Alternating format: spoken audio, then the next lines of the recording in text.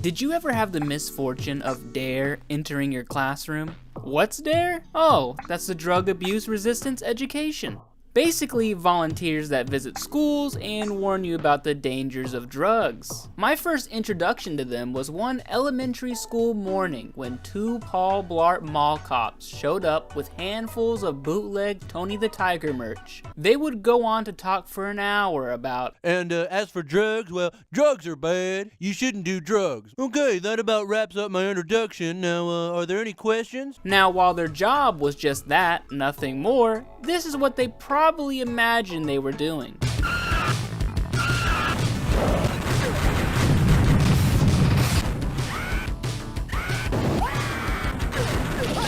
I don't know what this is, but it's kind of hot. Here's probably the weirdest arcade game ever conceived. Narc. No, not like a snitch, but short for narcotics officers. However, I doubt they do this.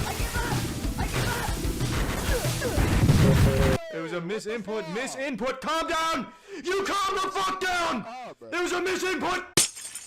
Narc was designed by Eugene Jarvis, the same guy that made Robotron 2084 and Defender. Released to arcades in 1988 alongside the War on Drugs, it would later be ported to a variety of game consoles, such as an LCD handheld, yeah, I'm sure that's terrible, and the NES, which I have a copy of. It's the same as the arcade cabinet, but 8-bit. There isn't any blood, but you can still RPG your enemies. Believe it or not, there's also a spiritual sequel on the original Xbox and the PS2 that goes by the same name. But let's move on to the main attraction, the arcade version.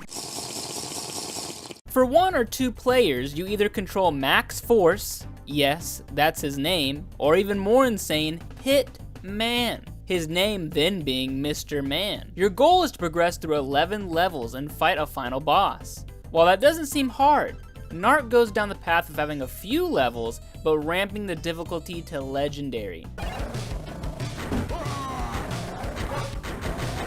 Looking at you, Castlevania. So to get through this, we'll need all the quarters we can get, virtual ones.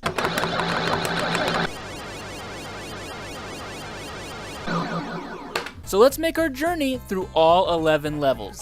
Every time you start a level, you'll be shown an enemy that'll be new in the stage.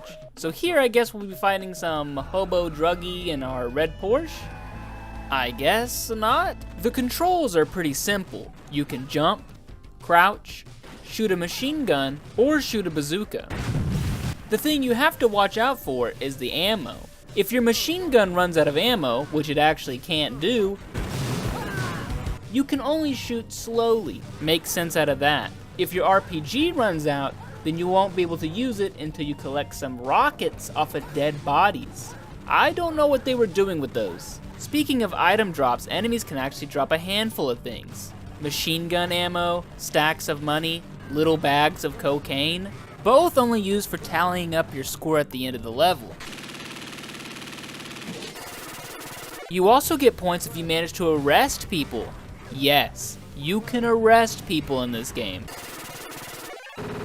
It is nearly impossible unless you find some cheaty exploit. Then again, is the punishment for doing drugs literally the death penalty? So on the first level, you start off on the surface, which is the junkyard, then you go underground to the subway, called the pipeline, where you find a key card. Then you go back up to the surface, find a door, and then head out to the next level. Your next new enemy is some heroin junkie, and you gotta fight him on some place called Crack Street, in front of some building called Crack Stop. Wow guys, you really snuck it in there, huh? Level 2 is nothing but a barrage of heroin needles from both regular heroin men and purple heroin men. I can't tell you what the difference is. You gotta make your way down to Crack Stop where you can go inside. You have to battle a bunch of dogs which you can't actually kill just to make smaller. You gotta find another key card from some random guy who works there. Sorry. And then you can exit to the 3rd level. On the 3rd level, you have to battle the Toxic Avenger as he's high on PCP. You'll find out that the DEA was nice enough to give you a Porsche.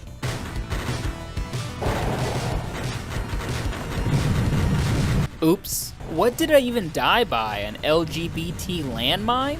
Make that 2 Porsches. 3, 4. Ah, just forget about it, I'll walk. You gotta watch out for PCP addicts because they stick to you like glue and just headbutt you. You also gotta watch out for clowns that seemingly just hop over the guardrail. All while a helicopter strafes you from high up. If you manage to make it all the way through the bridge and find the door, you'll be greeted with the new enemy, even though we just saw him, and now he's on the hunt for hookers. Here on the Sunset Strip, you'll have to fight legions of pimps who throw dynamite at you.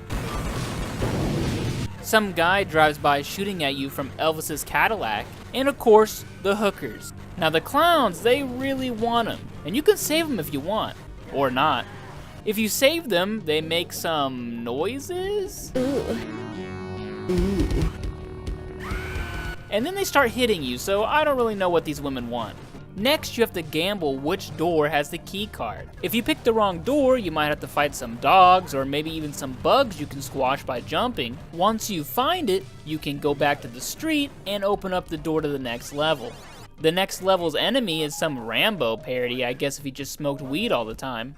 You gotta fight through an entire army of them to make your way into this greenhouse, where some of the marijuana plants are rigged with explosives. Then you gotta kill some more employees to find the green key card so you can move on to the next level. The next enemy is some generic goon from the 1980s. This is where the game gets really hard. Waves upon waves of every enemy you have ever seen in the game up until this point are spawning. You're getting shot at, stabbed with heroin needles, run over by cars, all of it just to steal some money out of the ATM machine. Oh wait, no, I mean, the door, right? Have no fear, cause inside is just as dangerous as outside. There must be tens of thousands of people in this building.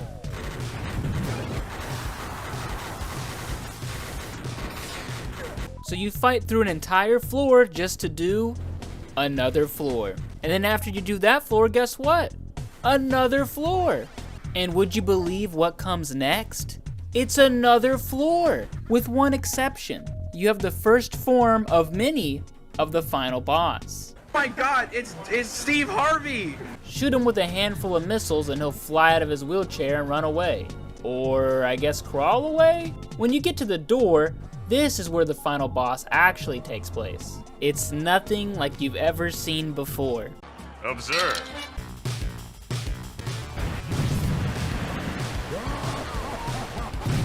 I don't even know where to begin.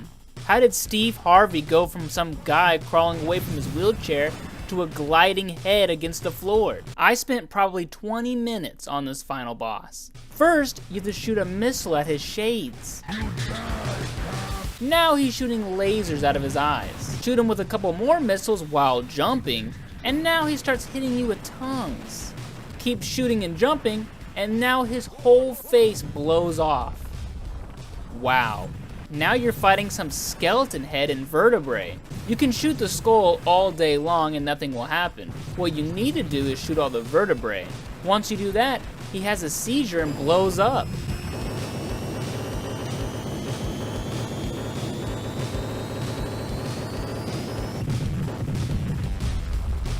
You'd think the fight's over, but it's not, because now the skull spawns bugs. Imagine dying after this and now you have to do it all over again. Once you get to this door and open it,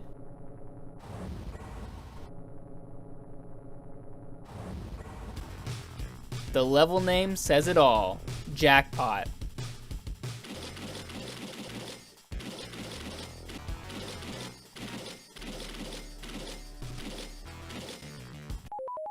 And yet there's one more weird thing. Congratulations! You have completed the Narc training mission. Nice work. Contact your local DEA recruiter. What in the... The original Narc arcade is actually one of the more expensive arcade cabinets you can buy. With a price like that, I would say absolutely not worth it. It's not worth it! But I played mine on my modded arcade 1-up. Not to mention, you could just emulate it for free with some software, or I'm pretty sure you can find it online already done. So in that regard, is it worth it? I think it's a good idea and I'm standby.